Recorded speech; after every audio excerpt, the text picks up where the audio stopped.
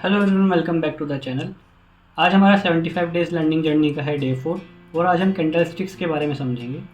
तो आपने जब भी कभी शेयर्स के चार्ट वगैरह देखे होंगे तो वहाँ पे आपने जो चार्ट बनते हैं जनरली आपने कैंडलस्टिक्स देखे होंगे, लेकिन अगर आप बिल्कुल नए हैं तो शायद आपको ये नहीं पता होगा कि कौन सी कैंडलस्टिक क्यों बनती है। कोई किसी में बॉडी थोड़ी कम होती है, किसी में बॉडी थोड़ी बड़ी होती है, किसी का रंग लाल होता है तो किसी का हरा।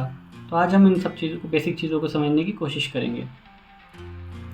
तो अगर हम कैंडल स्टिक्स को समझें तो उसके चार बेसिकली एलिमेंट्स होते हैं। एक होती है उसकी बॉडी, एक होती है उसकी शेडो जिसको विग भी बोलते हैं, एक उसकी शेप होती है और एक होता है उसका कलर। अगर हम बॉडी की बात करें तो ये कुछ ऐसी दिखती है। एक रेक्टेंगुलर सी एक शेप होगी जो या तो हरे कलर की होती है या रेड कलर की जनरली होती है। तो वो हम समझेंगे बाद में कि कलर की क्या सिग्निफिकेंस है। बट एक बॉडी में एक रेक्टेंगुलर सी एक पार्ट जो दिखता है वो कैंडलस्टिक का, वो उसको एक बॉडी बोलते हैं। अब ये बॉडी फॉर्म कैसे होती है? मान लीजिए कि अगर एक कैंडलस्टिक एक डे के प्राइस को रिप्रेजेंट कर रही है, तो जहाँ पे प्राइस ओपन होता है और जहाँ पे वो क्लोज होता है उसके बीच में वो अपनी बॉडी फॉर्म करता है। मान लीजिए कि एक दिन कोई शेयर 100 रुपये पे ओपन हुआ और वो 105 पे बंद हुआ, तो 100 से 105 के बीच में वो एक बॉडी फॉर्म कर देगा। भले ही वो उस दिन लो उसका 95 रहा हो, हाई उसका 110 रुपये रहा हो, लेकिन जो जहाँ से ओपनिंग और क्लोजिंग के बीच का जो पार्ट होता है उसको हम बॉडी बोलते हैं। अब जैसे हमने बात की कि ओपन कहाँ पे होता है और क्लोज कहाँ पे होता है और हाई कहाँ पे जाता है और लो कहाँ पे जाता है, तो जहाँ से ओपन हुआ और जहाँ पे क्लोज हुआ उसको तो बॉडी बोलते हैं, लेकिन जहाँ तक वो ऊपर और नीचे में जाता है उसको हम विक बोलते हैं। जैसे सपोज़ कीजिए वो 110 तक गया तो 110 तक ऊपर की विक बन जाएगी, और अगर लो में 95 तक गया तो एक नीचे 95 को टच करके जहाँ पे आया वहाँ पे एक विक बन जाएगी। तो ये हमें कुछ कैंडलस्टिक इस तरीके की दिखेगी, जिसमें कि ये लगभग 110 रुपये तक पहुँचा होगा तो 110 पे दिखाएगा विक को। ये अगर 95 पे पहुँचा है तो 95 को दिखाएगा।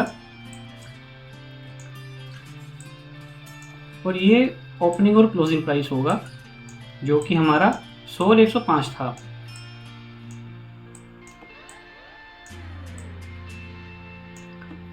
अब बात आती है उसके कलर की। अगर वो जहाँ पे ओपन होती है और प्राइस उसका उसके ऊपर में कहीं पे बंद होता है जाके, तो उसका कलर ग्रीन बनेगा और वो एक बुलिश कैंडल उसको बोलेंगे। और जहाँ पे वो ओपन होता है और अगर वो कहीं नीचे जाके क्लोज होता है, मान लीजिए 100 रुपये पे प्राइस ओपन हुआ और वो 95 पे उस दिन क्लोज हुआ, तो वो एक बेरिश कैंडल बनेगी जिसका कलर रेड होगा। फिर वो अलग अलग शेप की बन सकती है, किसी में विक ज़्यादा हो सकती है, किसी में बॉडी बड़ी हो सकती है, किसी में नीचे सिर्फ विक हो, किसी में ऊपर सिर्फ विक हो। तो अलग अलग तरीके की उसकी शेप हो सकती हैं, जो कि हम आने वाली वीडियोस में डिटेल में उसके बारे में हम समझेंगे।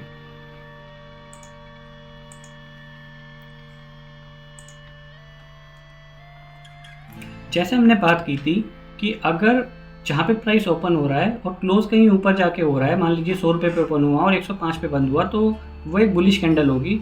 और अगर वो जहाँ पे प्राइस ओपन हो रहा है उससे कहीं नीचे जाके अगर क्लोज हो रहा है तो वो एक बेरिश कैंडल होगी।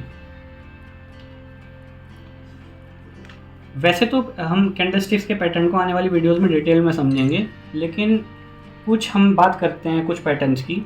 लाइक एक होती है हैमर कैंडल, जिसमें क्या होता है कि जो कैंडलस्टिक की विक होती है वो बहुत बड़ी होती है और उसकी बॉडी एक बहुत छोटी होती है। लाइक इस तरीके की हमें को कैंडल देखने को मिलेगी जिसकी विक बहुत बड़ी होगी और बॉडी थोड़ी छोटी होगी। फिर आती है डोजी, जिसमें बॉडी की ज़्यादा कोई सिग्निफिकेंस रहती नहीं है, मतलब बॉडी एक नेग्लिजिबल सी रहती है और विक उसकी बहुत बड़ी होती है। एक होती है एनगल्फिंग कैंडल, उसमें क्या होता है कि प्रीवियस कैंडल जो होती है, नेक्स्ट कैंडल उससे इतनी बड़ी होती है कि प्रीवियस कैंडल की पूरी बॉडी उसमें समा जाए।